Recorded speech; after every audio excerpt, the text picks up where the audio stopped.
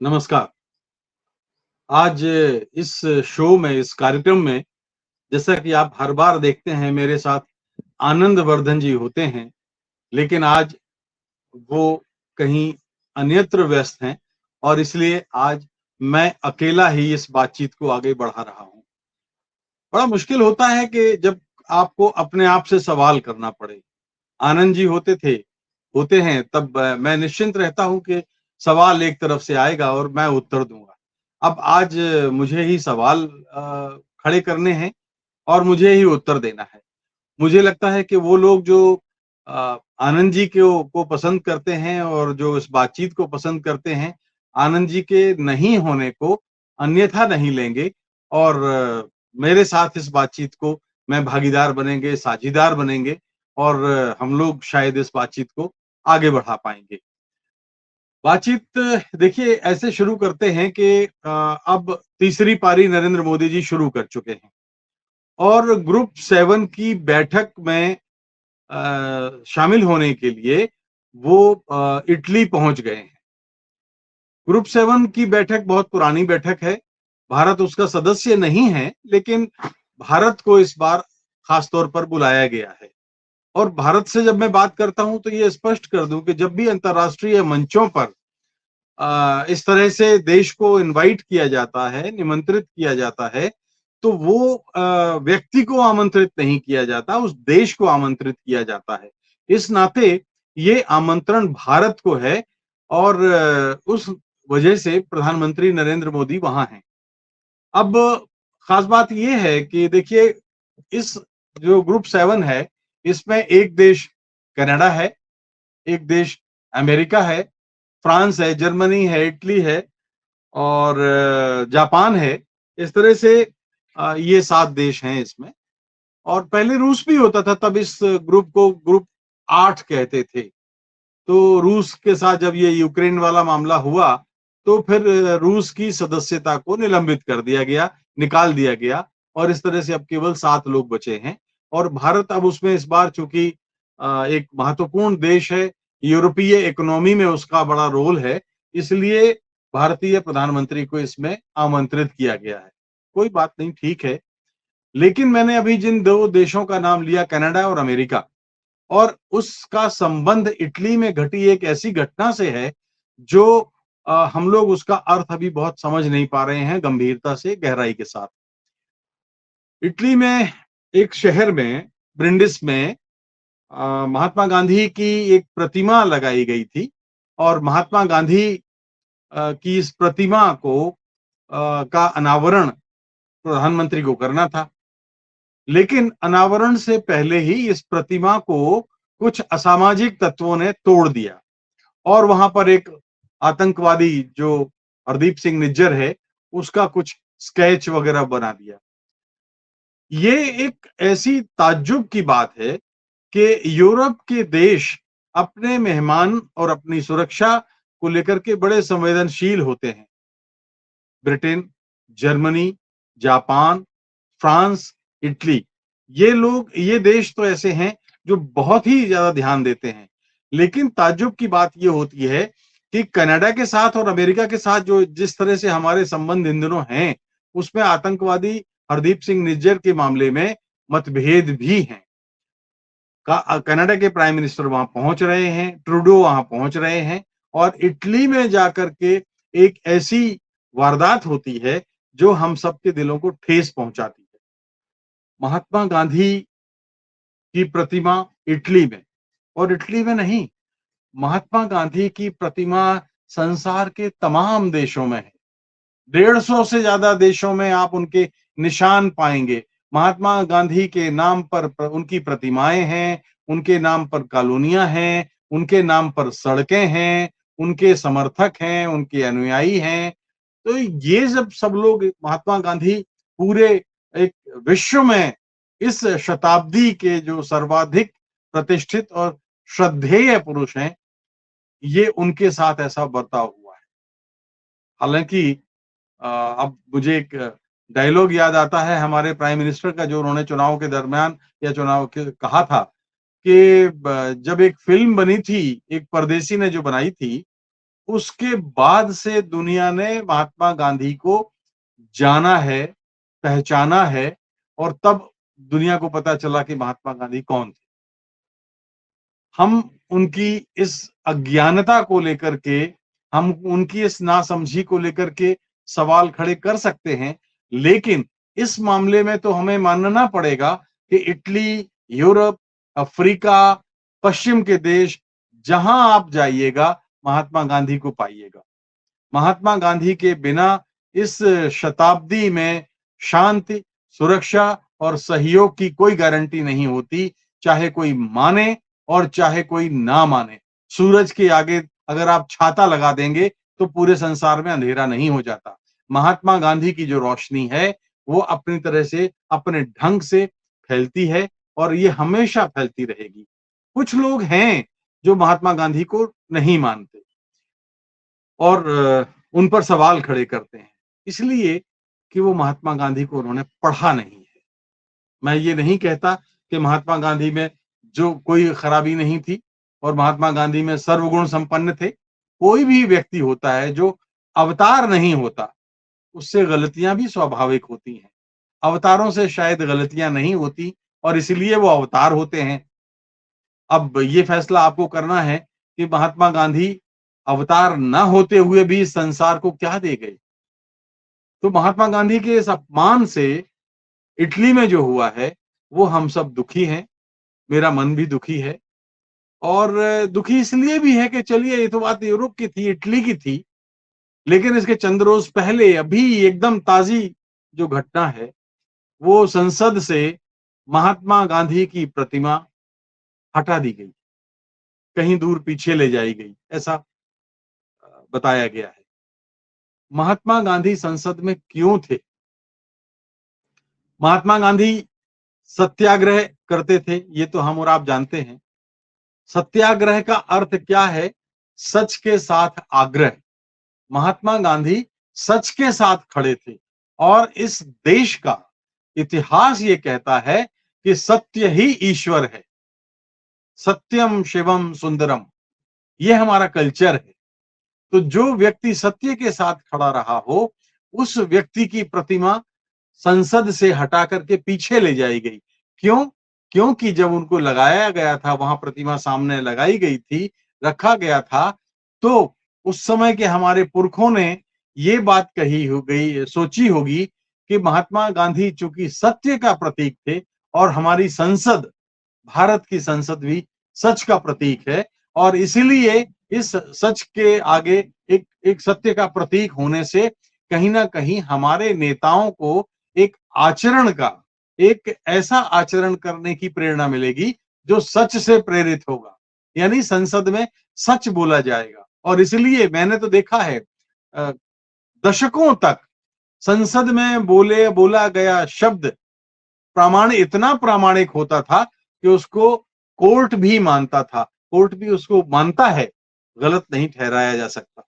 लेकिन बाद के वर्षों में हमने देखा कि बहुत सारी बातें ऐसी संसद में कही गई जो सच से कई दूर है, परे है।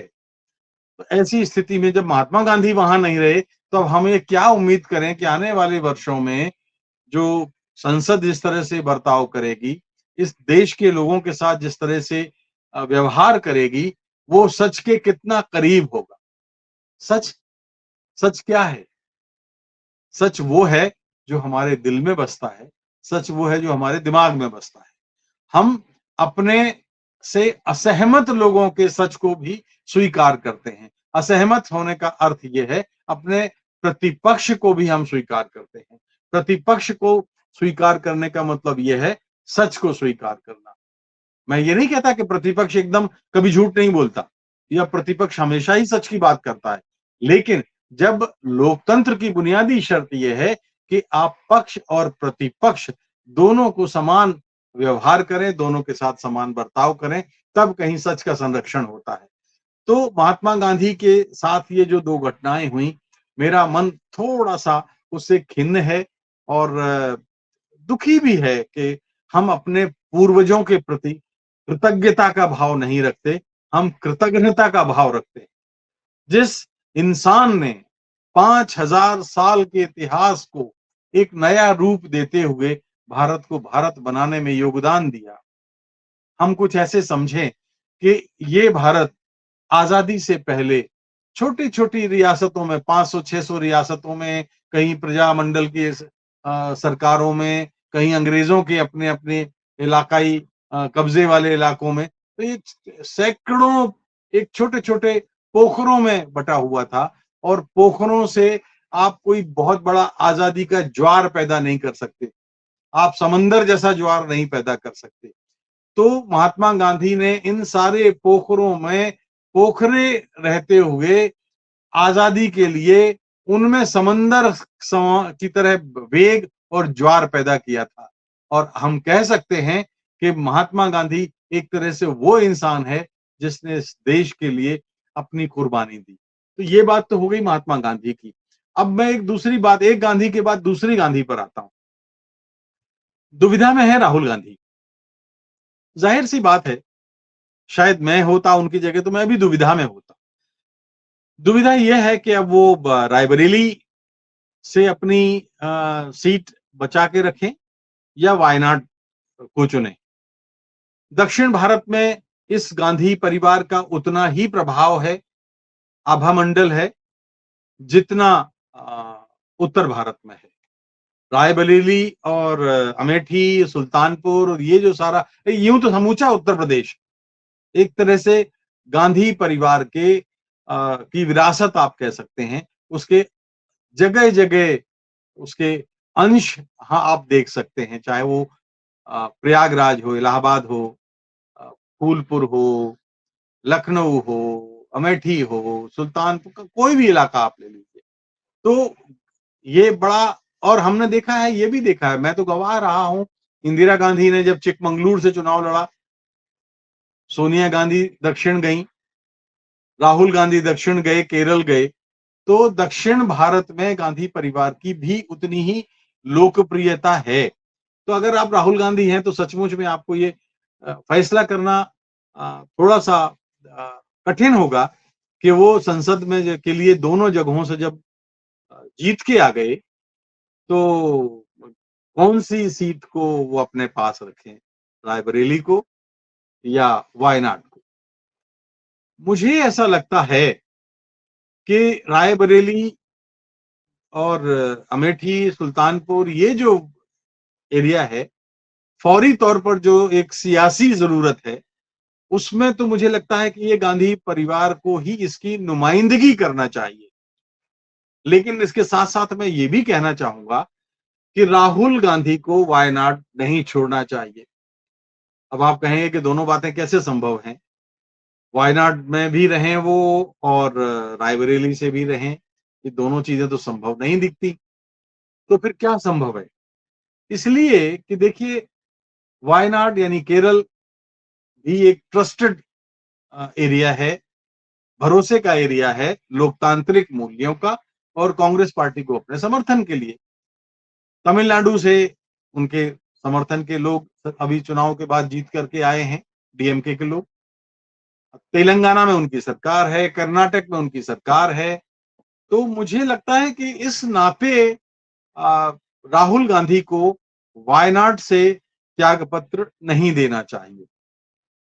त्यागपत्र देना चाहिए उनको रायबरेली से, और रायबरेली से वहां गांधी परिवार का कोई दूसरा सदस्य, मान लीजिए प्रियंका गांधी, क्योंकि ये बात बहुत बीच में हाल में आई है चर्चा में कि अगर प्रियंका गांधी बनारस से चुनाव लड़ती तो क्या प्रधानमंत्री जी जीत सकते थे? शायद नहीं, नहीं जीत सकते थे, ऐसा कहा जा रहा है, अखबारों में छपा है, आप सब लोगों ने भी देखा होगा। जिस तरह से कांग्रेस पार्टी ने बनारस में चुनाव लड़ा, वो बेहतरीन और एक शानदार लोकतांत्रिक द्वंद्व का नमूना है। तो मुझे लगता है कि अगर ऐसा कहीं होता है कि रायबरेली से राहुल गांधी त्यागपत्र दें और प्रियंका गांधी वहां से आ जाएं, तो शायद बात बन सकती है। अलबत्ता ये देखिए, कहने वालों का मुंह नहीं रोका जा सकता कि भाई एक माँ जो है वो राज्यसभा में है, भाई लोकसभा में है, बहन भी आ गई, कहने वालों का, हम अब देखें भारतीय जनता पार्टी को देखें तो ऐसे अनगिनत परिवार हैं जहां एक के बाद एक के बाद एक परिवार के सदस्य सत्ता में हैं, सियासत में हैं, लेकिन उनको पर कोई सवाल नहीं उठाता। तो बात यह है कि राहुल गांधी अगर दक्षिण भारत से नुमाइंदगी करते रहते हैं, तो मुझे लगता है कि दक्षिण भारत के जो गंभीर मसले हैं इस समय, वो ज्यादा अ, बेहतर ढंग से उठाए जा सकेंगे। उत्तर प्रदेश में तो अखिलेश यादव हैं और जो भी नुमाइंदगी करेगा रायबरेली की, वो आएगा। और इस बार ठीक-ठाक सा अनुपात और बहुत अच्छा अनुपात है जो संसद में उत्तर प्रदेश की नुमाइंदगी कर सकता है। ऐसी सूरत में अगर राहुल गांधी लोकसभा में प्रतिपक्ष के नेता बनते हैं, तो प्रतिपक्ष के नेता का जो सुर होता है, वो अपने आप में बेहद गंभीर होता है मित्रों। और उस गंभीरता के चलते हम कह सकते हैं कि उनकी आवाज, उनकी बात, उनके कथन को हल्के-फुल्के ढंग से नहीं लिया जा सकता। यानी एक तरह से वो प्रधानमंत्री के समकक्ष एक नेता प्रतिपक्ष की स्थिति है। ठीक है, बहुमत में नहीं है, लेकिन उनका उनकी उपेक्षा अब, अगर वो प्रतिपक्ष नेता बनते हैं, तो उनकी उपेक्षा नहीं की जा सकेगी। और ये एक संसद, वही संसद है जिसने उनको बाहर का दरवाजा दिखाया था, पूर्वाग्रही रवैया दिखाते हुए। और ये आज हम देखते हैं कि उसका ही एक परिणाम है, जो आज हम राहुल गांधी की लोकप्रियता में इतना इजाफा देख रहे हैं। और अब एक चलते-चलते मैं एक बात और कहना चाहता हूं। कल से एक और घटना हुई है कल, जो जिससे मन भारी है। आजादी के बाद मुझे तो नहीं याद आता कि विदेशों में कहीं इतनी बड़ी तादाद में भारतीयों की मौत हुई हो। कुवैत में करीब-करीब 42-43 भारतीय श्रमिकों की मृत्यु हो गई। वो एक वहां पर तेल कंपनी में काम करते थे। ऐसा कहते हैं कि कोई 6 मंजिला इमारत थी, उसमें वो अ, काम का वहां पे सिलेंडर फटे या कोई आग लगी और उसकी वजह से उनकी डेथ हो गई। केरल के और तमिलनाडु के वो सबसे ज्यादा श्रमिक थे। अभी तक हमारे वहां से हमें कोई अ, ऐसी सूचना नहीं मिली है कि उनके परिजनों को वहां ले जाया गया है या वो लोग यहाँ, उनके शव यहाँ आए हैं। अलबत्ता ये बात है कि विदेश मंत्रालय संपर्क में है। लेकिन ये एक, मैं रेखांकित ये करना चाहता हूं कि कुवैत हो, इंडोनेशिया हो, मलेशिया हो, अफगानिस्तान हो, या अमेरिका हो, या यूरोप के तमाम देश हों, भारत के बहुत सारे लोग सैकड़ों की संख्या में, हजारों की संख्या में, लाखों की संख्या में वहां रोजगार पाते हैं, वहां रहते हैं, उस देश के लिए काम करते हैं, इकोनॉमी मजबूत करने के लिए काम करते हैं। तो इन देशों का भी फर्ज है कि वो दूसरे देशों से आने वाले श्रमिकों की, कारिंदों की, इंजीनियरों की, डॉक्टरों की, और भी जो तमाम लोग हैं जो आते हैं, उनकी सुरक्षा का ख्याल रखें। अगर वो सुरक्षा का ख्याल नहीं रखते, तो संभवतया आने वाले दिनों में ये स्थितियां जो है शायद ना बने। और मेरी अगर आप बात मानते हैं, तो मैं तो आदर्श स्थिति वो मानता हूं कि एक मजदूर कुवैत जाए क्यों? अगर उसको अपने देश में, अपने घर में हर हाथ को रोटी, हर हाथ को काम मिल जाए, तो वो जाए क्यों? क्या ज्यादा पैसे के लिए? औसत भारतीय की मानसिकता ये है कि वो लाख टैलेंटेड हो, अगर उसको अपने घर में 10,000 रुपए की नौकरी मिलती हो, तो वो बाहर जाके 50,000 रुपए की नौकरी करना पसंद नहीं करता। हाँ, अपवाद हर जगह है, थोड़ा बहुत अमेरिका और कनाडा के हम अगर उदाहरण देखेंगे, तो ठीक है, कुछ लोग जाते हैं, लेकिन वो उनका जो प्रतिशत है, बहुत कम है। तो ज़रूरी ये है कि जो मसला हमारे हालिया लोकसभा चुनाव में छाया रहा, इस मुद्दे पर जो चुनाव में रहा, वो बेरोजगारी का मसला था। कुवैत जाने वाले हो सकता है अमीर बनने के लिए गए हों, लेकिन कहीं न कहीं पेट भरने के लिए भी उनकी यात्रा होती है। कोई मजदूर यूं ही अपना वतन छोड़ना पसंद नहीं करता। मैं तो नहीं पसंद करूंगा, और मैं अगर पसंद नहीं करता हूं, तो मैं सोचता हूं कि शायद बहुत सारे लोग पसंद ना करें। तो इन 42 श्रमिकों की जो दर्दनाक मौत हुई है, हादसा हुआ है, उससे मन भारी है। लेकिन अब ये भारत सरकार और उसके विदेश मंत्रालय को देखना है कि आने वाले दिनों में विदेशों में भारतीय श्रमिकों की सुरक्षा हो और सुरक्षा के साथ-साथ ये स्थिति बनाएं कि परदेश जाकर के रोटी कमाने का मौका नहीं आए। अपने देश की खिदमत में सिर जाए, जान जाए तो बेहतर। हमारे जो क्रांतिकारी साथी हुआ करते थे, वो यही तो कहते थे कि मैं हिंदी, ठेठ हिंदी, खून हिंदी, ज़ात हिंदी हूँ, यही मज़हब यही मज़हब, यही फ़रक़ा, यही है ख़ानदां मेरा। तो मित्रों, आज आनंद जी के बिना ये अकेले मैंने बातचीत की है। मैं खुद भी आनंद जी की कमी महसूस कर रहा हूँ, लेकिन कभी-कभी अपरिहार्य कारणों से ऐसा होता है। आपको आज मैं नमस्कार करता हूँ। आज हमारे साथ बातचीत में इतना ही। धन्यवाद।